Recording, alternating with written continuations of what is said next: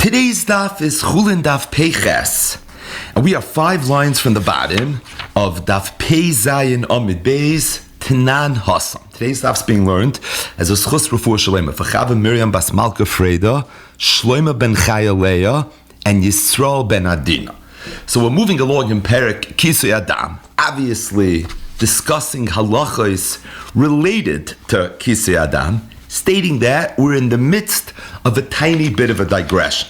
The Mishnah on Daf Pei Zayin Amud Aleph discussed what would be if dam, blood, was nisarev mixed with some other liquid. At what point do we say that the dam is no longer considered dam, thus you're no longer going to be chayiv in the mitzvah of Kisui Adam?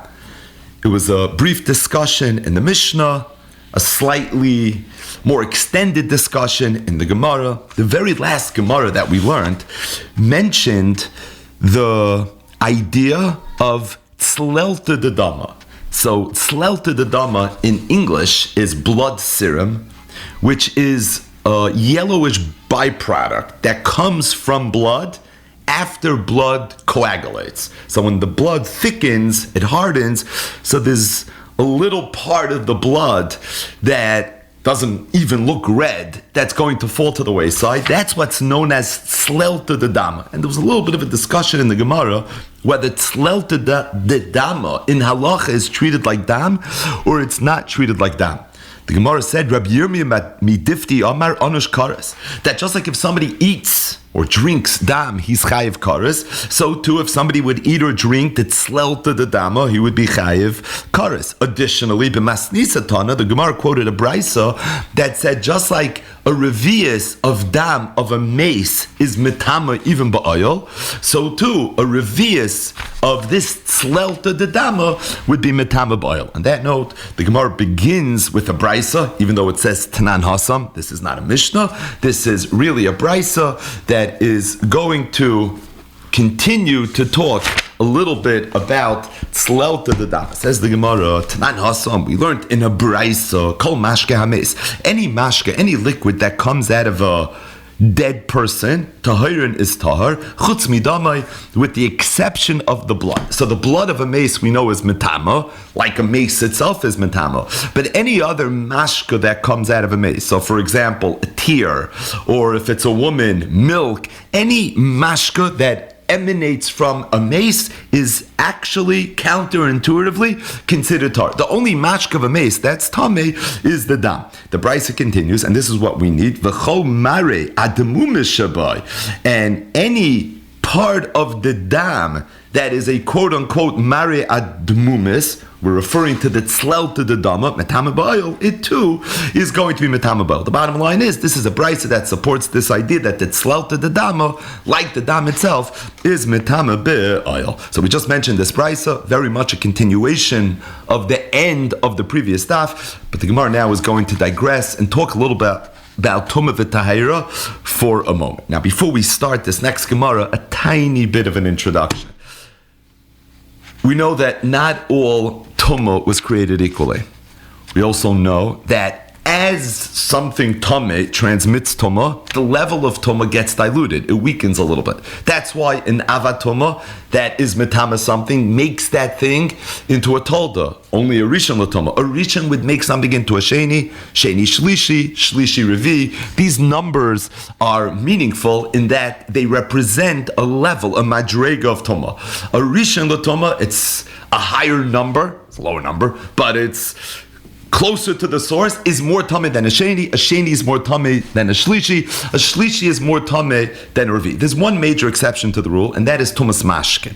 It was one of the Yudches Dvarim that were instituted. The Gemara talks about it in the first parak of Masech Shabbos, where Chazal said that although ordinarily a sheni could only be metama something and make it into a shlishi, but if a sheni comes in contact with mashka, the mashka becomes tamei. Not only does it become tamei, but it would become a rishon l'tumah. There's one exception to that rule, and that is a tful yoim. A tful yoim is somebody that was tamei, he went to the mikvah, he has to wait for the sun to set in order for his tahira to be complete. See the first Mishnah in Shas, Brachas Daf Beis, for an analysis on this idea. A tful yoim, Chazal said, has a din of a sheni l'tumah. Every tful yoim gets treated like a sheni l'tumah. Ordinarily, a sheni l'tumah that comes in contact with a mashka would make the mashka into a rishon l'tumah. It's one of the Yudches Dvarim. Tful yoim, although he's a sheni l'tumah, does not make a mashka into a rishon l'tumah. It's the one exception to that rule. That's the introduction that we need. It says the Gemara, "Umashka meis toirin." Is that true that any mashka that comes out of a mace, with the exception of the blood, is tahar v'minu? I'll ask you a kasha from a Mishnah, and this Mishnah is a Meseches Tful Yoim Perek Beis Mishnah Aleph. The Mishnah states, "Mashka Tful Yoim," the mashka that emanates from a tful yoim. So any type of liquid that comes from a tful yoim, so his spittle, his urine, a tear, if the tful yoim is a woman, chalav, even the blood, by the way, any mashkin that comes out of tful yoim, kemashkin shenegei behen, has the same halacha like a mashkin that the tful yoim touched. Okay, what's that halacha? Ve'elu, both the mashkin that come out of the tful yoim or the mashkin that were touched by the tful yoim, ein metamin. The halacha is will be tahar. The tful yoim won't be able to be metama. What's the point? The point is, although tful yoim is a sheni l'toma, and a sheni l'toma ordinarily want to come in contact with mashkin isn't metama. Not only is it metama, it even makes it into a rishon l'toma. The tful yoim is the exception to the rule, and therefore, if it comes in contact with a mashka, it's not going to be metama at all. Now, let's just meditate on this point for 1 second. Why is it not metama at all? Let it make it a shlishi l'toma. The teretz is because chulin can never be a shlishi l'toma. And like the Rishonim speak out, that Mishnah is talking specifically about Chulin. And being that Chulin can't ever become a Shlishi L'Toma, so it's for that reason, Ein Metamin Klal. Meaning, not only does it not make the Mashka into a Rishon, it can't even be Metama the Mashka at all. Because if it can't make it into a Rishon, then you don't have the Chiddush of the Yud Ches Dvarim. The only thing it can make it into is a Shlishi. There is no Shlishi by Chulin. Now, if the Mishnah was willing to talk about Truma and Kachim, then it would be able to be Metama. It would be Metama the Mashka, no differently than its metama oichlin, and would make it into a shlishi or a revi. The point is that being that the Mishnah is talking about chulin, and chulin can't be a shlishi, ordinarily a sheni could be metama chulin a mashka because it makes it into a rishon. That's the chiddush of the Yud Ches Dvarim.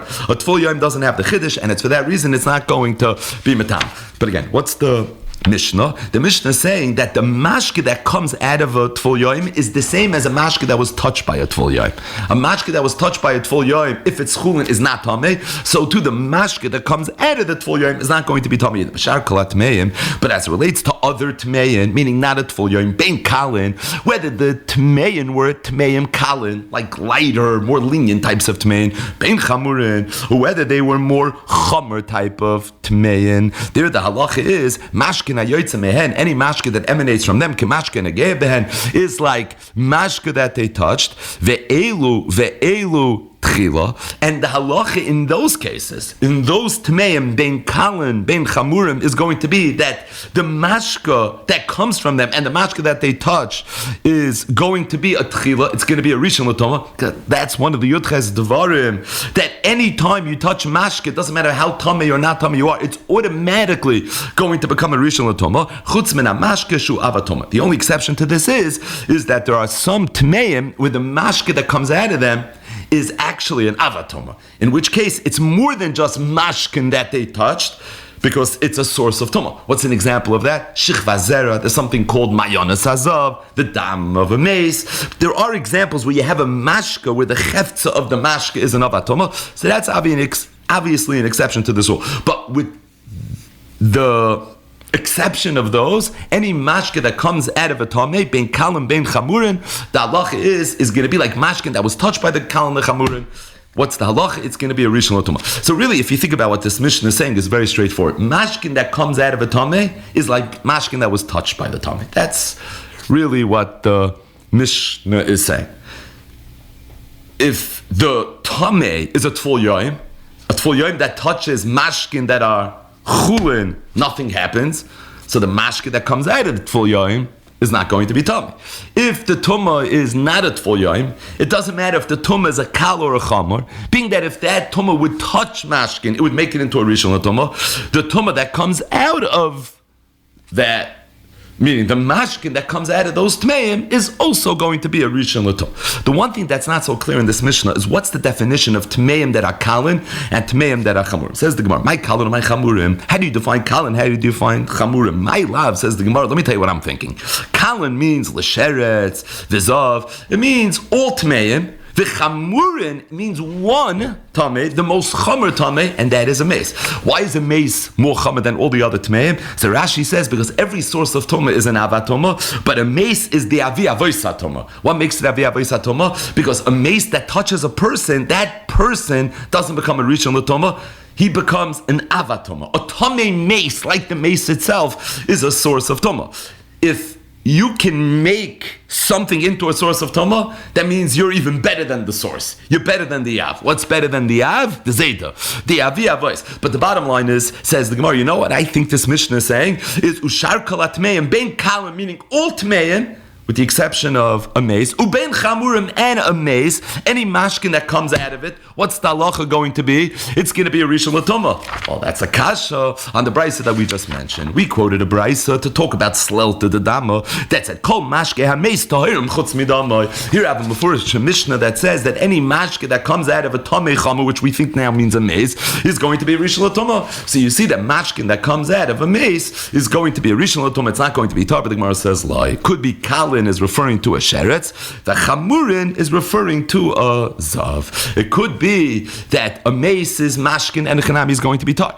And when the Mishnah says chamur, it's not referring to a mace. What's it referring to? A zav. I thought zav is kalin. No, kalin is referring to sheretz. Zav is referring to chamurin.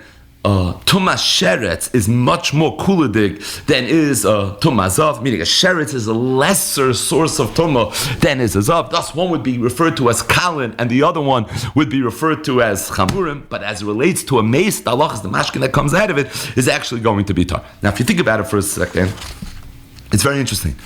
The mashkin that comes out of a sheretz is tameh. The mashkin that comes out of a zav is tameh. The mashkin that comes out of a mace is tahar. When the Mishnah says kalin and chamurin, the mashkin that come out have a din of a rishon l'tomah, it's referring to sheretz and zav or anything similar, respectively. The Bryce already said that when it comes to a mace, kol mashka mace is tahar, with the exception of the dam, which means that the mace, which is for sure the most chamer of all the tmeim, it's the avi avoisa tumah, like we just said a second ago. Its mashkin is less tameh than is the mashkin that comes out of kalin and chamurim. How in the world could that be? Now the truth is, this idea that mashkin that comes out of tameh is tameh, that's really a din d'Rabbanan. It's not a din d'Oraisa, it's a din d'Rabbanan. But that means that the Rabbanan were machmer when it came to sheretz and zav, and they were mekel when it came to mace. It's a very difficult thing to understand. It's the Gemara's kasha. Ma'ishna zav the gazavei Rabbanan, u'ma'ishna mace like gazavei Rabbanan. Doesn't this seem to be very counterintuitive that the Rabbanan were geyser when it came to zav, they weren't geyser when it came to a mace? Gemara says it's actually not, because zav the loy bedili inchiminei. People, if they see a zav, they're not necessarily going to cross the street, right? A zav is a person that happens to be tummy right now, but he's part of society. People are not bedili minei. It's for that reason goes to Rabbanan. The Rabbanan felt that being that the zav is tamei and he's me'anshe shloimenu, so we have to make certain harchakas. One of the harchakas was that any mashk, if he spits, he cries, anything that comes out of him, stay far away.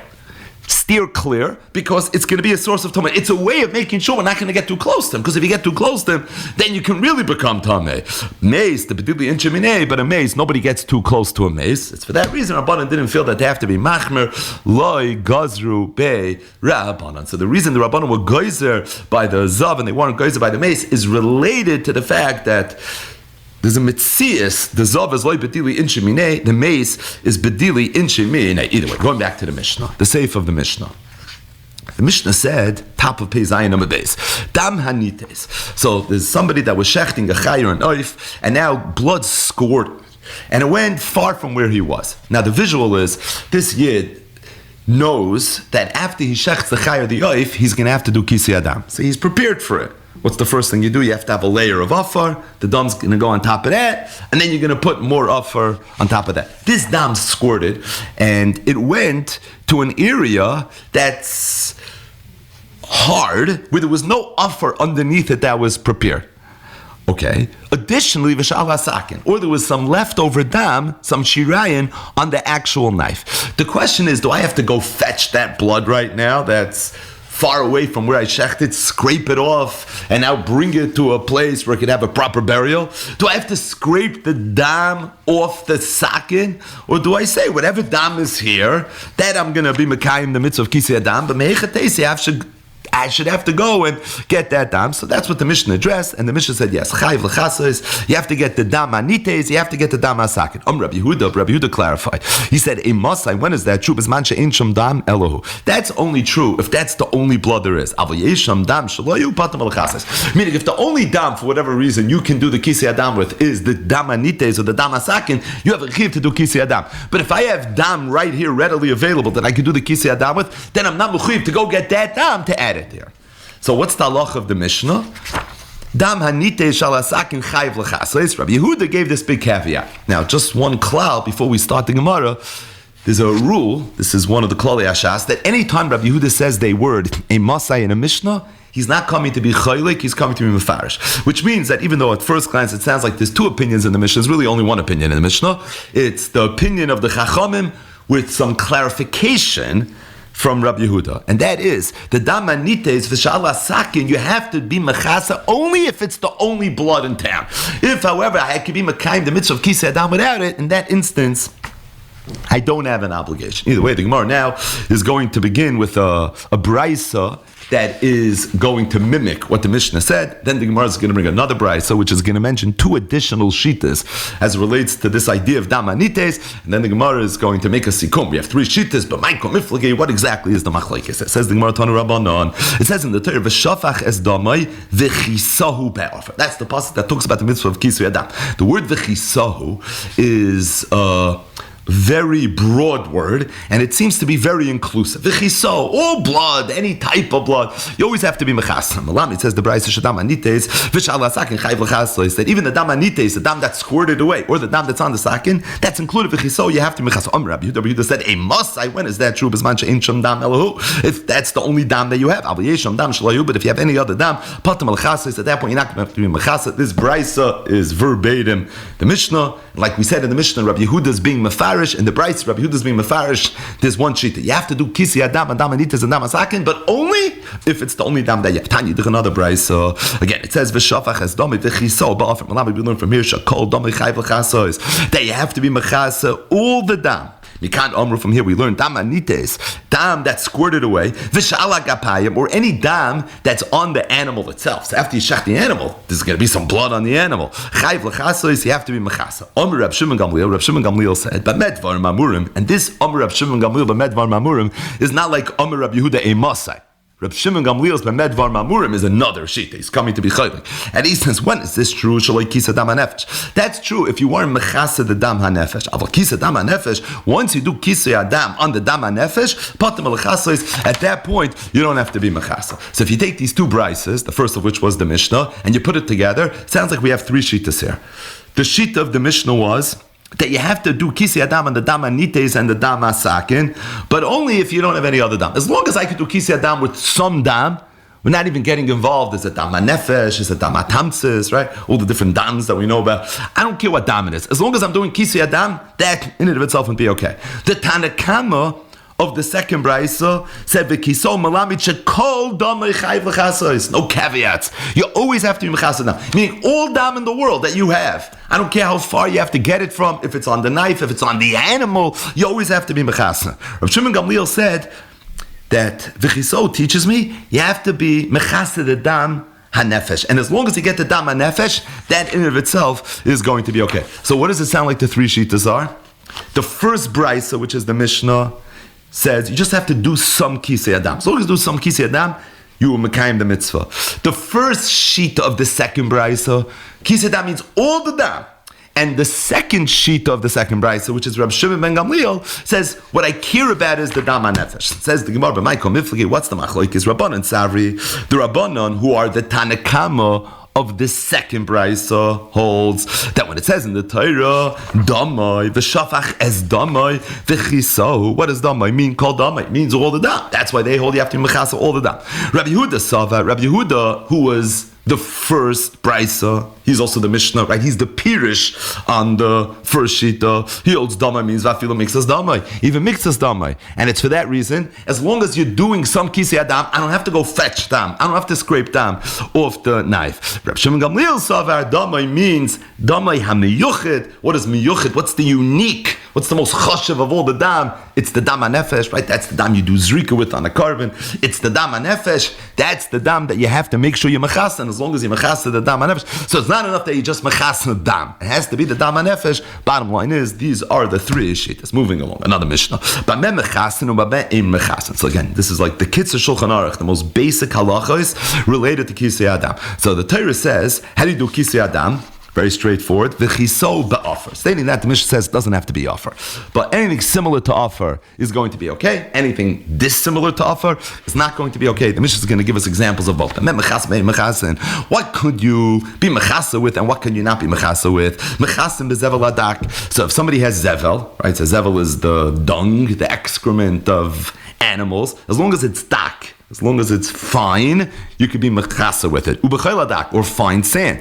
Besid is lime. Becharsis, Rashi says, is if somebody takes earthenware and he sheichik it, he grinds it very, very thin. Ubelevena, ubemegufa shekachan, or if somebody has a brick that was crushed, or if somebody has the cover of a barrel that was crushed. Any of those things is similar to offer. You want to be mechas with that, it's going to be okay. Abel says the Mishnah in mechas, and you can't be mechas. You can't be mekayim the mitzvah of Kisei Adam. Loi bezevel agas. If you have zevel but it's thick, v'loi bechel agas. Or if you have sand but it's not fine, v'loi belevenu bemegufa shaloi kachan. Or if you have a brick or you have the cover of a chavis that you didn't crush, v'loi yichbal v'sakli. Additionally, you're not allowed to just take a keli and put it on top of it. That in itself is not going to be okay. Klal Amr Rav Shimon Gamliel. In fact, Rav Shimon Gamliel gave the following rule. Anything that you want to use for kisui, if this is a davar shemegadol b'itzmachim, if you can plant something inside this, meaning it has the qualities that if you wanted to make like a little flower pot and you wanted a bizareya inside of it, you can do it. Mechasam, you'd be able to mechasa. If, however, you can't be megadol tzmachim, mechasam, you wouldn't be able to mechasa. Take a look at the bottom. Tosfos on Pechesem and Aleph. Tosfos says that this Reb Shimon ben Gamliel is lav lefluge. He's not coming to be chaylik. The klal Reb Shimon ben Gamliel is explaining the Mishnah. So what's the beer in the Mishnah? Anything that's megadol b'itzmachim, you can be mechasa. Anything not. So again, in the Mishnah it says what? It says offer, but offer is lav dafka. It has to be a davar shemegadol b'itzmachim, which is one of the qualities of offer. As long as it's not, you'd be able to use it for kisei adam. So Mishnah gave examples of when it is okay for kisei adam, when it's not okay for kisei adam. B'meh mechasin u'b'meh ein mechasin. The Mishnah said mechasin bezevel hadak u'bechoil hadak. When the Mishnah said ein mechasin, it said ein mechasin loy bezevel hagas v'loy bechoil hagas. So we're going to focus on choil. Choil hadak. If it's fine sand, you can use it for kisei adam. If the grains of sand are very thick, if it's choil hagas, then you would not be able to use it. Heichi dami, says the Gemara, choil hadak. How do you define choil hadak? Amar Rabba bar bar Chana, Rabbi Yochanan. Rabbi bar Chana said in the name of the great Rabbi Yochanan, Kol she'ein hayoytze tzarech l'katshei. If you're a potter and you're going to use choil, sand, right now to make whatever it is you're making, if you're not going to have to crush the choil because it's crushed enough for you to be able to use it as a material, that's choil hadak. You can use it for kisei adam. Obviously implying the inverse, which is that if you would have to crush it, so then it's too big, it's not going to be okay. But the way the halacha was stated, and this matters, kol she'ein hayoytzer tzarech l'katshei, that's the definition of choil hadak. There was some that said the same exact halacha, but not on the Reish, on the Seifa. What does it say in the Seifa? Aval ein mechasin, you're not allowed to be mechasa, loy bezevel hagas, v'loy bechoil hagas, heichidam yichoil hagas, and not heichidam yichoil hadak, heichidam yichoil hagas, Amar Rabba bar bar Chana, Rabbi Yochanan, same names. Kol she'hayoytze tzarech l'katshei. If the yoytze would have to crush it, that would be considered choil hagas. So if you think about it, the two lashonos are really saying the same thing. The first lishna Rabbi Bar Bachan and Rabbi Yochanan's comment was on the Reish of the Mishnah Chayil Hadak. In the second Mishnah, the comment was on Chayil Hagas, but it's the same thing. Heichidami Chayil Hadak, Kol she'ena yoytze tzarech l'katchay, which implies if the yoytze is tzarech l'katchay, it's Chayil Hagas. In the second Mishnah, Heichidami Chayil Hagas, Kol she'yoytze tzarech l'katchay, which implies that if it's ena yoytze tzarech l'katchay, it's going to be Chayil Hadak. But it's two lashonos for a reason, right?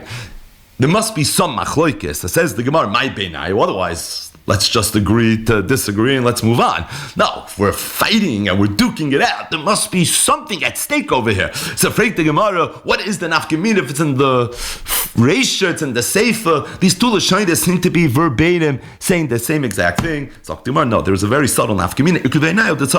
What would be if you have chayil that the yoitzer would have to a little bit crush, but not so much? Rashi explains it that the yoitzer wouldn't need one of his tools in order to crush it, but he'd be able to crush it with his hands. The mifrach efruchi is where Rashi explains it. Meaning, if you want to just go ahead and crush it with your hand, that in and of itself would be enough. Is that considered chayil hadak or is that considered chayil hagas?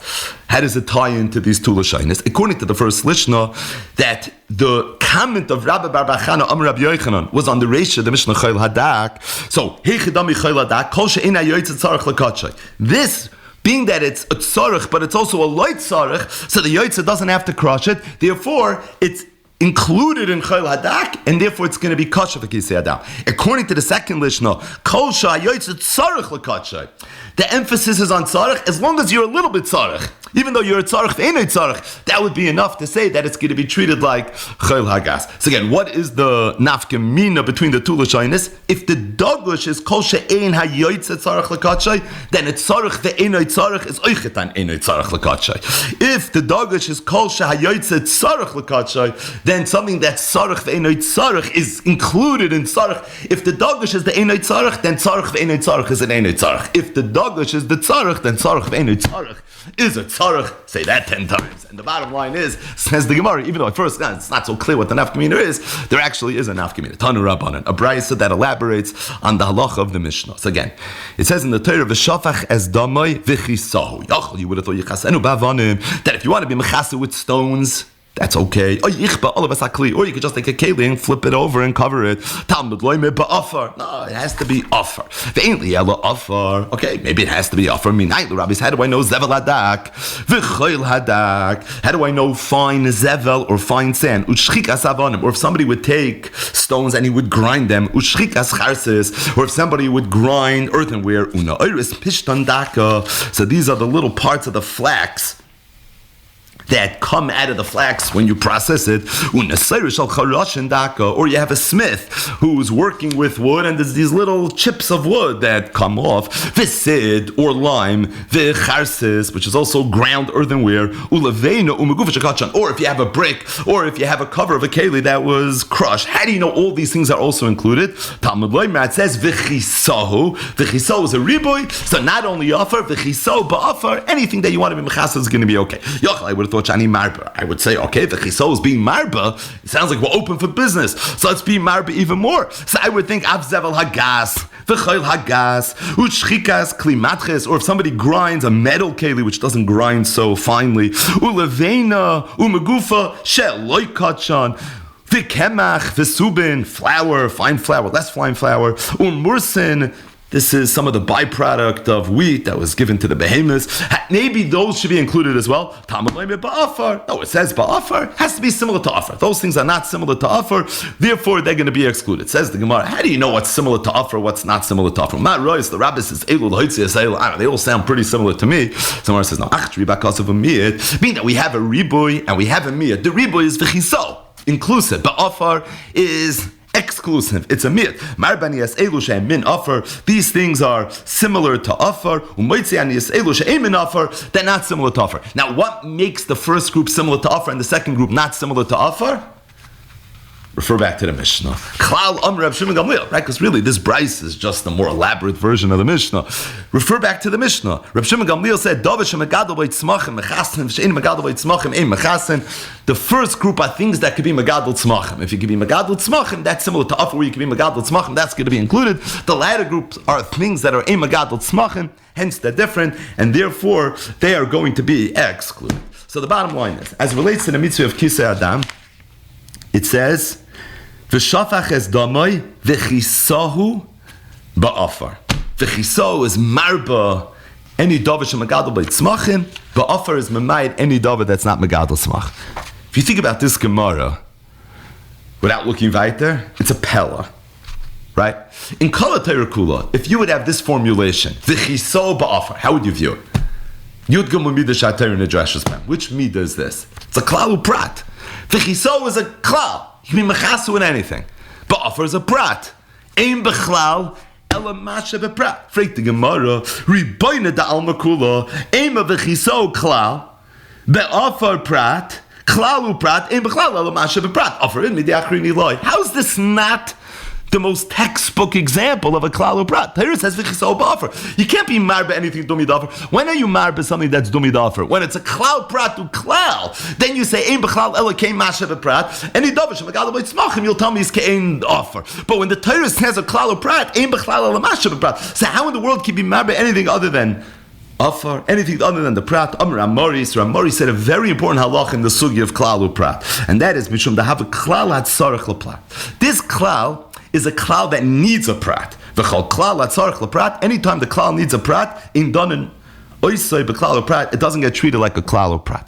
The only time something's a klal prat is when you didn't need the prat. The prat was included in the klal. In fact, the klal had in it way, way more than the prat.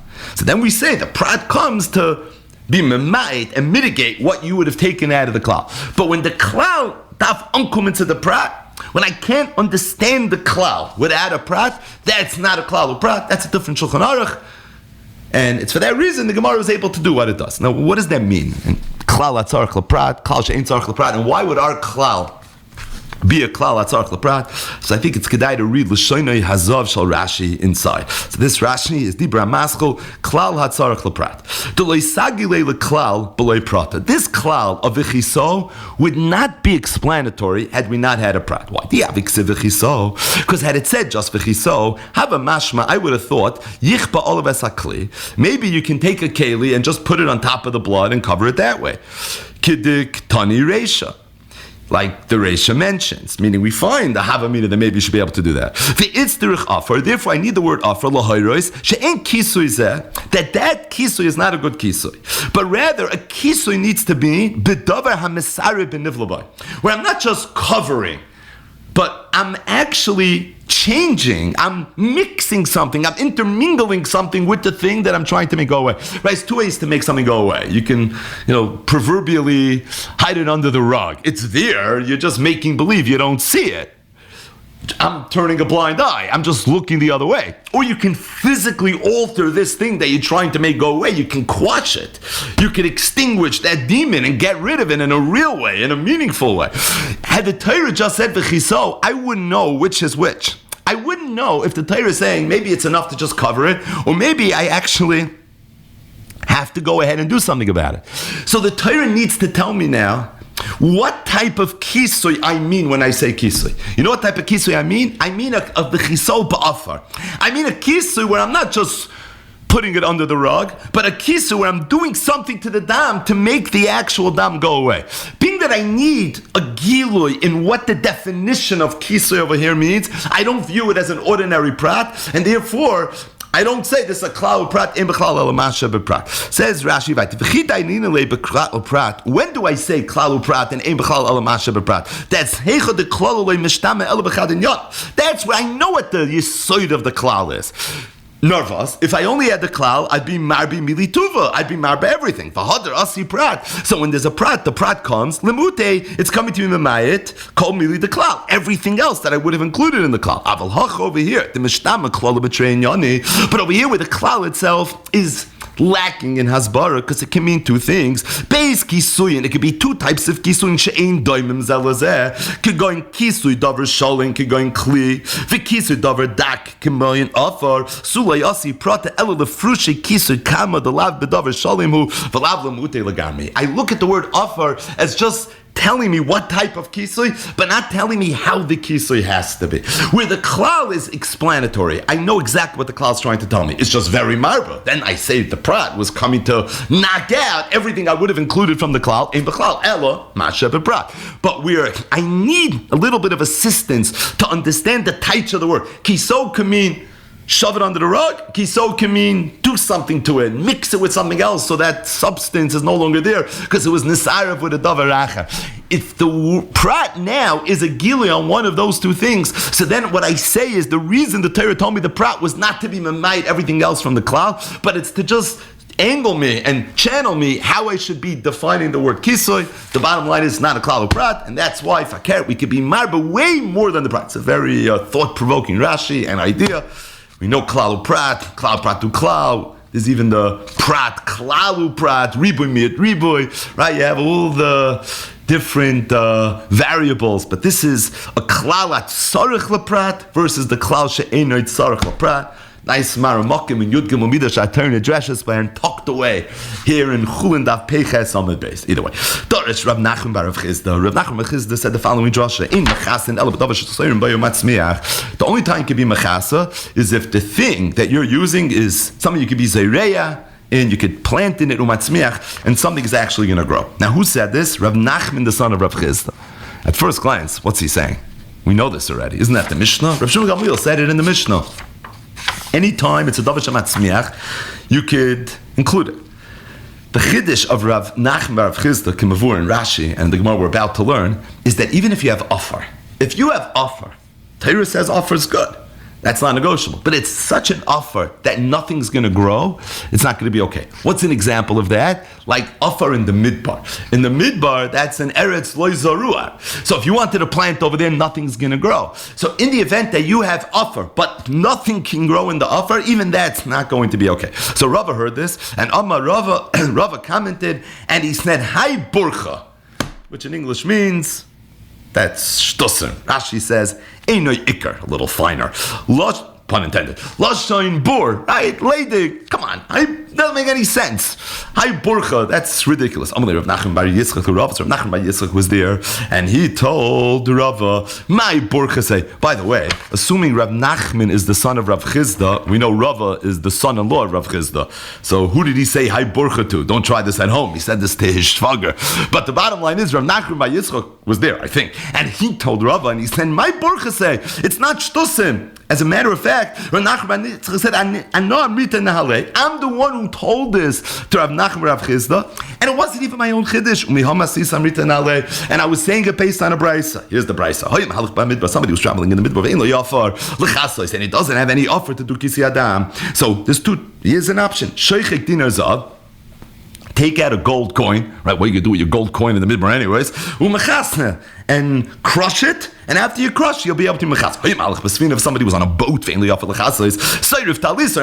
you could burn your talis and do it that way. How's it possible someone's in the midbar, he has no way to do kisei adam? He's being sheichek his gold. Like, what would be the issue? You have all the offer in the world. If there's anything you have in the midbar, it's offer. So what's the sand in the midbar? So what in the world is the issue? Oh, vice noise, because it's an eretz loy zarua. It has to be a davar shezoyru bayu matzmiach. So Nachman Yitzchak told Rava, don't make lutzanis from the shvager. This is something that I told him. I backed it up from a brisa.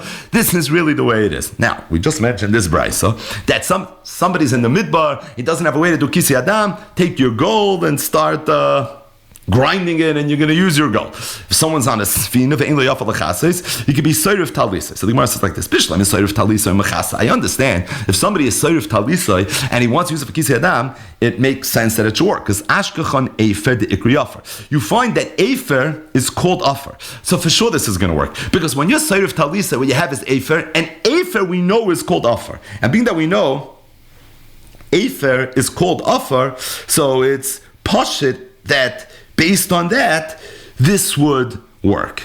Ela dinar zav minalan. But as it relates to a dinar zav,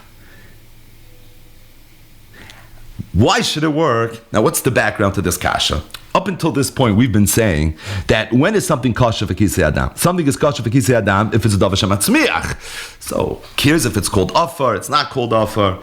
So the Rishonim discuss this, and the Rishonim say that it's mavur in this Gemara that even if you have a davar that's not matzmiach, but if the Torah calls it afar, it's for sure going to be okay, because the Torah says v'chisal ba'afar. So as long as it's called afar, it's going to be okay. If you find mefurish that the Torah called it afar, that in and of itself is going to be fine. So the Gemara's kasha is that I understand soyrif talisa, even though you're going to be left with ashes, and try to make something grow in ashes, you're not going to get very far. But at the same time, you find that Torah refers to Efer as Afar. Being that the Torah refers to Efer as Afar, by the way, where do you find it? It says by the parish of the Parah Aduma, me Afar Sreifas Achatas. So based on that, it's going to be okay. Ela dinar zav minalan. But a dinar zav, as far as we're concerned, is not a dovish matzmiach. It's not, as far as we're concerned, ever referred to as afar.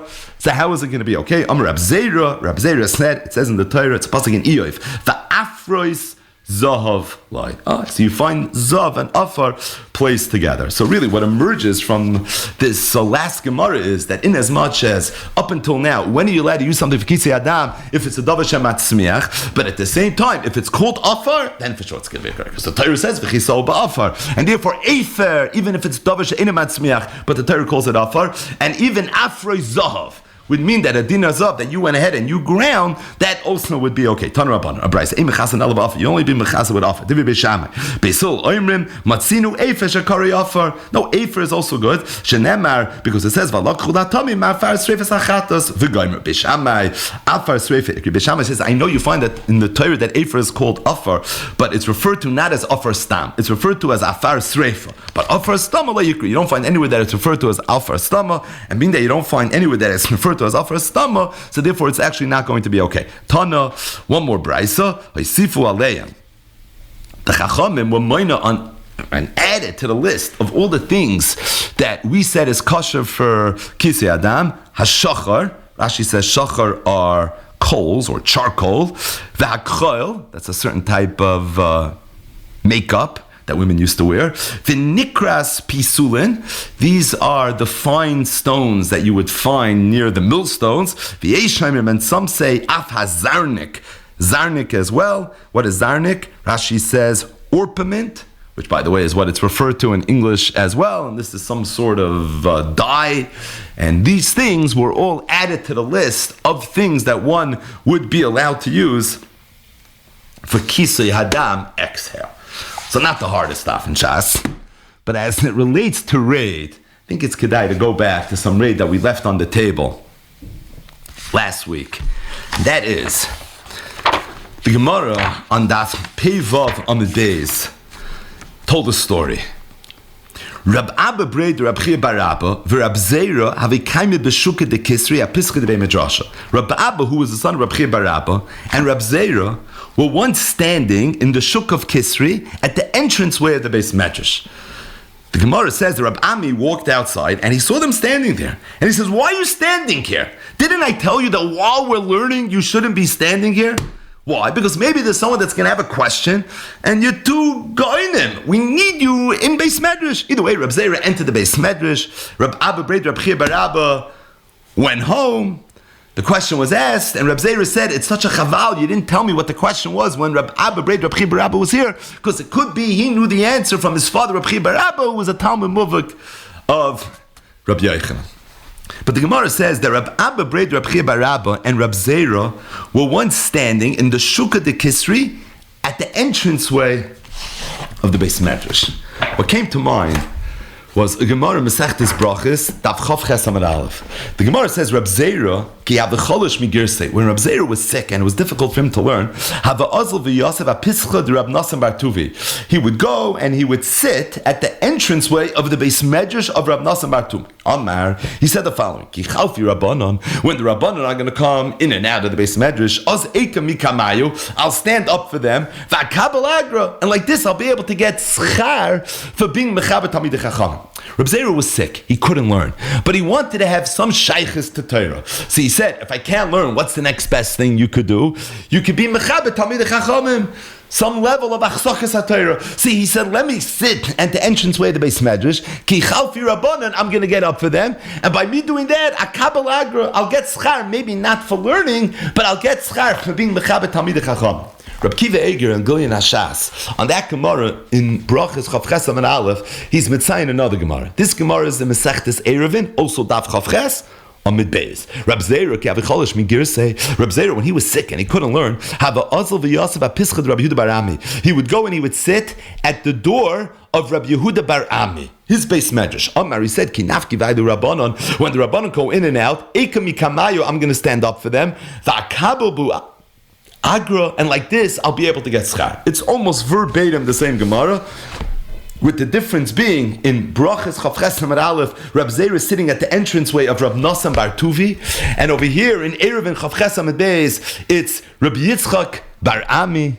And of course, I think it's an obvious sushta to our Gemara here in Chulin Pei Vav Amud Beis, where you find again that Reb Zera was, in this case, he wasn't sitting, he was actually standing, but he was standing at the entranceway of the Beis Medrash of Rab Ami. And L'chura, the reason he was doing it in Chulin Pei Vav Amud Beis is probably related to the same reason he was doing it in Brachas Chav Ches and Eruvin Chav Ches. And that is, it's Yitachin, it was related to the fact that he was Chalosh Migirsei, it was difficult for him to learn, so he's not in Beis Medrash kaching with the Olam. So what is he doing? He's in front of the Beis Medrash. Why is he in the front of the Beis Medrash? Like this, Akabel Agra, I'll get schar for being mechabed Talmidei Chacham. Over the years, we've mentioned several times that the Heilig of Bnei Yissaschar, and this is in Chodesh Sivan, it's Maimer Hey, it's Eis Yud Daled. He asks a very obvious kash on this Gemara. Reb Zera said that I can't learn. So, the next best thing is, let me be Mechabed Talmidei Chachamim. What am I going to do? I'm going to stand at the entranceway of the Beis Medrash, like this, when the Talmidei Chachamim, they come in and out, I'll get up for them. V'akabel agra, I'll get schar. Freit b'nei Yissaschar. Reb Zera wants to be Mechabed Talmidei Chachamim to get schar? You want to be Mechabed Talmidei Chachamim to have a shaykhis to Torah, to be Mekayim the grace and mitzvah of being Mechabed Talmidei Chachamim, some level of achzakas Torah, obviously. But V'akabel agra, it's a Mishnah Novis, Perek Aleph Mishnah Gimel. Al tiyu kavodim ha'mashamshin esarav al manas l'kabel pras, elahevu kavodim ha'mashamshin esarav, shelo al manas l'kabel pras. Zok t'bnei Yissaschar davar nifla. He said that it's mavur in the Zohar HaKadosh. That what's the schar that a person gets for standing up for a Talmud Chacham? The pasuk says it's in Parshas Kedoshim. Mipnei seva takum v'hadarta pnei zakein v'yoreiso me'alekecha ani Hashem. Says the Bnei Yissaschar, quoting the Zohar HaKadosh, Mipnei seva takum, you should get up for an older person. V'hadarta pnei zakein, and you should do the same for a Talmud Chacham. And if you're going to do that, I'm going to reward you. You know what the reward is going to be? V'yoreisa me'alekecha, you'll be zoicha to Yiras Shamayim. Yiras Shamayim is the reward. Zok the Bnei Yissaschar, quoting the Zohar HaKadosh, it's the schar for a person that's Mekayim Ipnei Seva Takum, for somebody that's Mekayim V'adarta Pnei Zaken. Zok the Bnei Yissaschar. Al tiyu kavodim ha'mashamshin esarav al manas l'kabel pras. But that's when the pras is a reward. B'hayalma. Ba'alma da'asi. But when the reward is v'yoreisa me'alekecha, ki zeh kol ha'adam, where a person's job in this world is to have Yiras Shamayim. It's the one thing that's in his control. Akol bidei Shamayim chutz mi Yiras Shamayim. You have to and you should do anything you could possibly do to try to achieve Yiras Shamayim. Being that the reward for getting up for Talmidei Chacham is v'yoreisim alekecha, Reb Zera had a right to say v'akabel agra. This is not included in the Mishnah of Al tiyu kavodim ha'mashamshin esarav al manas l'kabel pras. Val azasort agra, azasort pras, fakerd hevu kavodim Mishamshin asarav al menas l'kabel pras. And then the Bnei Yissaschar said a davar nifla. If you take a look at that Mishnah, the Mishnah says al tiyu kavodim hamshamshin asarav al manas l'kabel pras, elahevu kavodim hamshamshin asaras shalei al manas l'kabel pras. And how does the Mishnah end? V'hi moira shamayim aleichem. And if you take a look at the Rab Bartanura, the Rishonim, they all struggle. What's pashut pshat in the seif of that Mishnah? Vu kumt es herein? It's based on obviously Rab Nosson, Antignos ish Soicha. He had two Talmidim, you might have heard of them, Tzadok and Baisos, and they took this Mishnah and they distorted it, and terrible things happened. And that's pashut pshat why the Mishnah threw in these words V'hi moira shamayim Shemayim Aleichem. It said the Bnei Yissaschar Al Pi Anal Yesh Shloimo, what the Mishnah is coming to say, that in as much as it's true Al Kinyu Kavod Am Sham Shenas Rav Am Nechas Lekabel Pras Obevihi Mer Shemayim Aleichem. If there's a mitzvah where the schar is Yireh Shemayim, such as Mipnei Seva Tokim V'Adarta Bnei Zokim, then Hevu Kavod Am Sham Shenas Rav Al Menas Lekabel Pras, and that's Pshat in Reb Zera in Brachas Chavches and Reb Zera in Erev in Chavches. That's what was going on over here. Either way, Dvarim, Neflaim, and somewhat Nifursamim from the Heilige Bnei Yissaschar. I found on Shabbos that Hagoyin Hagadol, Rab David Yoel Weiss Shlita, in his Megadim Chadashim and Parshas Kedoshim, on this pasuk has incredible arichos on this inyan of Reb Zera sitting a Pischa de Midrasha, and of the Bnei Yissaschar's Pirish, that he did it Kidei Lekabel Schar, although the Mishnah Nova says you're not supposed to do it because that's the end of the Mishnah. V'hi Meir Shamayim Aleichem. That's what the reward for this is. Incidentally, at the beginning of the piece, Rab David Yoel Weiss says that even though the Bnei Yissaschar says this in the name of the Zohar HaKadosh, he says that we don't have this anywhere in our Zohar. It's interesting, he says the Chida in his Sfarim in many different places quotes this idea, and when the Chida quotes it, he doesn't quote it b'shem the Zohar, probably because the Chida, like us, didn't have it in the Zohar. But he always brings it in the name of the Charedim, who says it in the name of Chazal. David Yoel Weiss says he looked up the Charedim inside. The Charedim says this exact idea, that the reward for someone who's Mekayim Mipnei Seva Tokim V'Adarta B'nei Zokin is V'Yareis Malikecha, he's going to be Zoichet Yireh Shamayim. And the Charedim says, Hachi Isa B'Medrash Rabbah Ubi Yerushalmi Ve'eviyai HaRitva B'Perakama the Kedusha. It's a Medrash Rabbah, it's also a Yerushalmi, and the Ritva brings in a Perakama the Kedusha. Now, as it relates to the Medrash Rabbah, Zokar David Yoel Weiss, he's referring to the Medrash in Parshas Ba'aloischa, it's Perak Tezvav Yud Zayin. Omer Rab Abba Koyin Bar Papa. K'shayisi Roya Siyah Shal B'nei Adam, when I used to see a group of people, Hoyisi Hoylech B'derech Acheres, I wanted to go in a different way. Shaloi Latriach Aleim. Because I'm a rabbi, and I know when I walk into the room, everyone's going to stand up for me. I don't want to be matriach, everyone to have to get up. I told this over to Rabbi Yosef Rav Zvida. Amali, you know what he told me? You're making a mistake. Let them stand up for you. You're going to give them Yireh Shamayim. So this is a Medrash Rabbah, and it's passionate. This is the Medrash Rabbah that the Charedim was referring to. He said, but as it relates to the Yerushalmi, again, there's not a lot of people in the world that can do this. As it relates to the Yerushalmi, he says, I don't know of such a Yerushalmi. And he says the Ritva Perakama the Kedushin quotes this Yerushalmi. I never found the Ritva either. He says, but I'm going to tell you what I did find. I found that the Tosfos Rid, also in the first parak of Masechtas Kedushin, Daf Lamed Gimel Amud Aleph, brings this b'shem a Medrash Yilamdeinu. Right, there's something called a Medrash Yilamdeinu. And he says it's pasha to me, it's barer, that there's a Toy Sofer in the Charedim. That the Charedim didn't mean b'Medrash Rabbah ubi Yerushalmi ve'eviu haritva b'perakam the Kedushin. What he meant was b'Medrash Rabbah ubi Yilamdeinu Vehiviyai harid, as in the Tosfos Rid. There's no such Yerushalmi, there's no such Ritva, but there is a Yilamdeinu and there is a Tosfos Rid.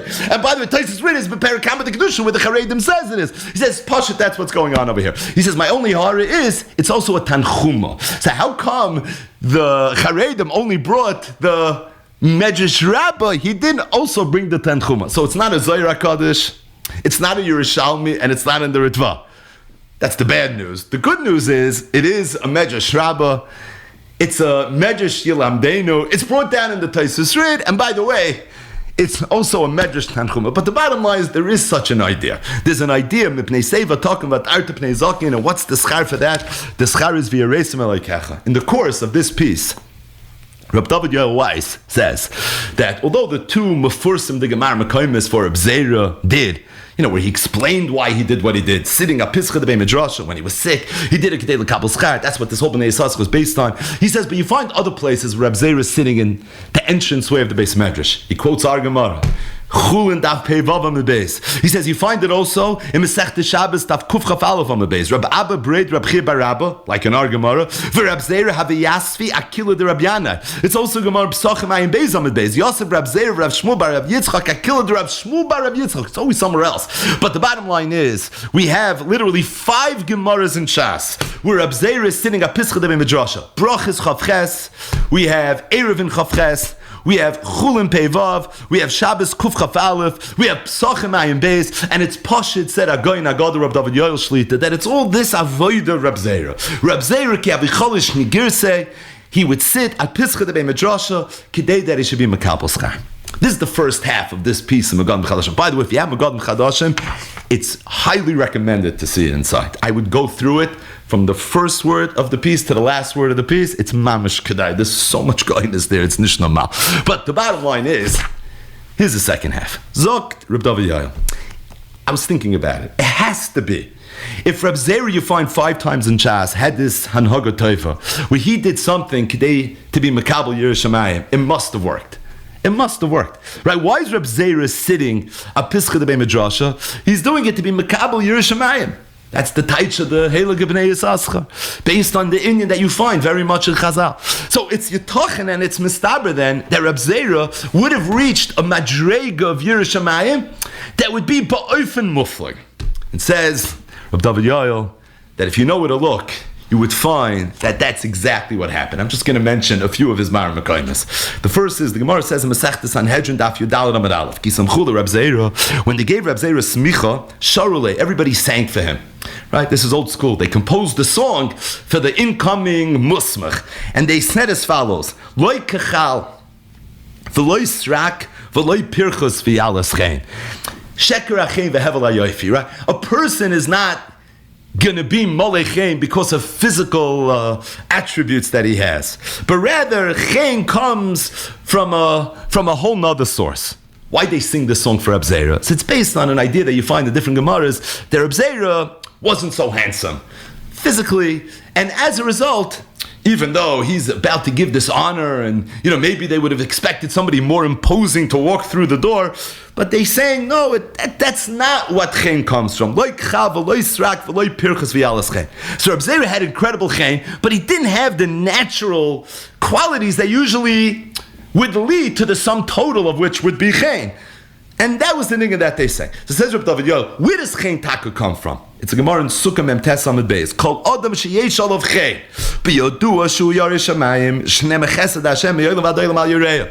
Chen comes from Yerish Hamayim. So Reb Zera didn't really have what it took to have natural chen.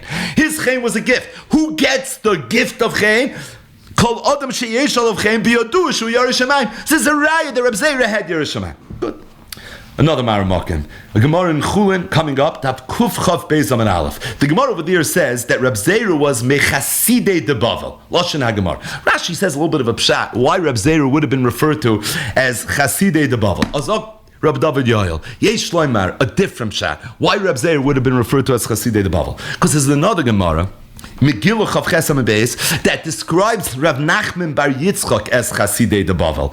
Rashi over there in Megillah Chav Ches Amud Beis says, why was Rav Nachman Bar Yitzchak Chasidei de Bavel? Zok the Heilige Rashi, the Kamar B'Soita Mem Tes Amud Beis, the very last Gemara Masechta Soita. So if you remember, the Mishnah said, Mishemeis Rabbi Batlu Anova V'Yiras Chet. Amar Rabbi Yosef Leitisni Anova De'ika Anah. What do you mean? There's no more humble people? What about me? I'm humble, right? The greatest oxymoron of all time. And Rav Nachman Bar Yitzchak said, like Tisni Yiras Chet. Don't say there's no more Yiras Chet. Te'ikana, because I'm a Yorei Chet. Zok Rashi, you want to know why Rav Nachman Bar Yitzchak was referred to as Chasidei de Bavel? Because he said on himself, like Tisni Yiras Chet Te'ikana. Chasidei de Bavel means the Yorei Chet. Zok, that's half of a fellow. Reb Zera is referred to as Chasidei de Bavel. And the way Rashi was Megalatos, albeit not on that Gemara in Chulin Kuf Chapes, but in the Gemara Megillah Chav that what's the taich of Chasidei de Bavel Yiras Chet? Reb Zera was zoicha to this appellation of Chasidei de Bavel. Why was he zoicha to that? Like because of the fact that he has this incredible Yiras Chet. You see, this is something that he was striving for so much, and it was Neskayim B'Yodai, and that's why he goes down as being from the Chasidei de Bavel. Here's another Gemara. This Gemara Masechtas Nida Daf Chav Gimel Amud Aleph. This is a fascinating Gemara. The Gemara says Reb Yirmiyah once asked Reb Zera a question. Yirmiyah was a Talmud of Reb Zera, and he asks Reb Zera a question, and the Gemara says it was a very funny question, literally. And the reason he was asking a funny question, no, literally, not proverbially, literally, is because he was trying to get Reb Zera to laugh. So he asked him something funny, and it didn't work. In fact, the Lashon HaGemara is that Ad Kan Hevir Reb Yirmiyah Reb Zera lidei gichuch v'loy gachach. He said he tried so hard to get him to laugh. It was a case where a woman gave birth to a child that looks like a behema, and there's a shaila and yavamis of achasisha. I mean, this is like the Reb Yirmiyah Yibaya of all Reb Yirmiyah Yibayas. And the bottom line is, he's doing it to try to get him to laugh. He couldn't get him to laugh. Parenthetically, we spoke this out once in the past. Maratzias says something on that Gemara that Maratzias didn't say. You mamish couldn't say. So we're going to say this be'ema be'yira be'reses u'bezeya. But Zok the Maratzias, he says, I wonder if all the Yibayas that you find for Rabbi Yirmiyah and Shas, where it's Bayi Rabbi Yirmiyah, maybe this was his kivon. We have one Gemara, Dava Shahaya B'chlal v'yotzim and HaKlal l'lamed, lo yalatzmai, but rather HaKlal kula, he's coming to be on the whole klal. And all these Bayi Rabbi Yirmiyahs that sometimes, we try to hide that little smirk, that grin to come out of the corner of our lips. Zok Maratzias, what some people might have been thinking, that could be he was doing this literally to either bring Rab Zera lidei gichuch, or to very least bring something to the gichuch. But it's a Lashon HaGemara. Now the emphasis is like this. This is another Gemara. This Gemara is in Brachas Daf Lamed Amud Beis. The Gemara says Rabbi Yirmiyah was once sitting in front of Rab Zera, v'ada kabadach tufa, and Rabbi Yirmiyah was like very happy. He was very besimcha. Right? You see Rabbi Yirmiyah's personality. It's fascinating. He was badach tufa. All these ibayas, everything's with like a shmak and with a pump. But the bottom line is, he was badach tufa. Amalei Rab Zera. So Rab Zera looks at Rabbi Yirmiyah and he tells him, don't you know, Shlomo HaMelech said, B'chol otzev yiyeh moiser. You're supposed to be ungesetzt. You're supposed to be ba'atzvus. You're not supposed to be besimcha. Like, what are you doing? So Rabbi Yirmiyah responded to Rab Zera and he told him, you don't have to worry. I'm not tefillin manachno. I'm wearing tefillin now. And because I'm wearing tefillin now, I'm going to be okay. If you take a look at Rashi, and if you take a look at the Hagoyes from the Marshal, Zok Rab David Yoel Shlita, it's mavur that Rab Zera told Rabbi Yirmiyah, how could you laugh? A yid has to have Yiras Shamayim. You have to be locked in. You have to have you can't go ahead and laugh. Said Rabbi Yirmiyah, the fact that I'm badach tuva now is not a problem because I'm wearing tefillin. And Rashi's lashon is ve'im edul shememshelas koini v'srarasei alai. It's not a prekus oil. It's not a lack of Yiras Shamayim, the fact that I'm badach tuva right now because I'm wearing my tefillin. But Reb Zera couldn't laugh. He was always b'chol. He was always so errant, and it came from a place of Yiras Shamayim. This is Reb Zera's incredible level of Yiras Shamayim that he had. Another Maru Makam, another idea that Reb David Yoel Shlita says. The Gemara says in Brachas Nun Zayin Amud Aleph, Haroyas Orim B'Chalaim, if somebody sees barley in a dream, so you go to sleep and you dream of barley, right? Maybe dreaming of chant, but right, you dream of barley. That's what you dreamed of. So Saru Avoynoisnov, it means that his Averis went away. Shenema, the pasuk says, V'sar Avoynech v'chatosech tuchup. Says the Gemara Amar Reb Zera. Reb Zera said, Anoloy Salkim Bavel Eretz Yisrael. So Reb Zera was famous from the Oilei Bavel. He went from Bavel to Eretz Yisrael. And he said, I didn't go from Bavel to Eretz Yisrael until I dreamed of Sa'irim. When I saw barley in a dream, I knew it was safe for me to go to Eretz Yisrael. Rashi over there says, because Reb Zera felt you can't go to Eretz Yisrael unless you're on a madreg of purity. And until he had a siman from Shamayim that his Averos were forgiven, he saw barley b'chalaim, so till then he wasn't willing to go to Eretz Yisrael. So Reb Zera was very worried about his Averis. He doesn't want to go to Eretz Yisrael until he sees barley. What happened when Reb Zera came to Eretz Yisrael? It's a Gemara. It's a Gemara in Asaychas HaPoyalim, the classic Agadat Gemaras, in the end of Masechtas Bava Metzia. The Gemara says that Reb Zera kisal the clarity Yisrael. When Reb Zera arrived in Eretz Yisrael, Yasamei Tanisa, he fasted 100 fasts, the L'shtakach Gemara Bavla Minei, that he should forget Talmud Bavli. Yasem Achranisa, he fasted another 100 fasts, like Lishkav Rabbi Lazar B'Shnei. Rabbi Lazar, who was a chayla, he shouldn't die during his lifetime. V'yasem Achrina, and he fasted another 100 Tanesim, the Nishloit Beinura de Gehenim. That one day, Gehenim should not be able to be shailot in him. In fact, the Gemara says, Kol Talsin Yomi, every 30 days, have a badik nafshne. He would be badik himself. What would he do? Shagar Tanura, he would light up a fire, Solik, he would go into the fire, and he would sit in it, have his shalta beinura, and every time he did this, the Eish couldn't get the better of him until one time, he got an einhara, and then the Eish chapped him, and it burnt his thigh, and that's what they used to refer to him as the cotton that was charich shake, which is part of what the Gemara means when the Gemara says that they sang like chal, but the bottom line is, Reb Zera was afraid to go to Eretz Yisrael. Why isn't he afraid to go to Eretz Yisrael? because maybe he has Averis. But then he saw barley b'chalaim, and he knows the klal. So he goes. Okay, so you would think Reb Zera is comfortable. He's confident now. He knows he doesn't have Averis. He fasts 100 tanesim. Why do I nishlet bei nur de Gehenim? He still thinks he has Averis. Okay, so you fast every 30 days. He goes into a fire to see whether or not nur de Gehenim is going to be showed him. But the truth is even more than that. Because that Gemara that we mentioned earlier, that Reb Zera got smicha, right before that the Gemara says, Reb Zera have a metabel mismecheh. Right, in Babel they didn't give smicha. Reb Zera comes to Eretz Yisrael, they wanted to give him smicha. And he didn't want to take it. He wasn't interested in smicha. Then he heard Rabbi Lazar said, Ein Adam Oila L'Gdula Ela Im Kein Moichlon Oyal Kol Avinoisav. He says, oh, I'm going to get Mechilas Avonis? Now already I want the smicha. Reb Zera doesn't want to go to Eretz Yisrael until he knows he got kaparas avonis. When he comes to Eretz Yisrael, he fasts 100 tanesim.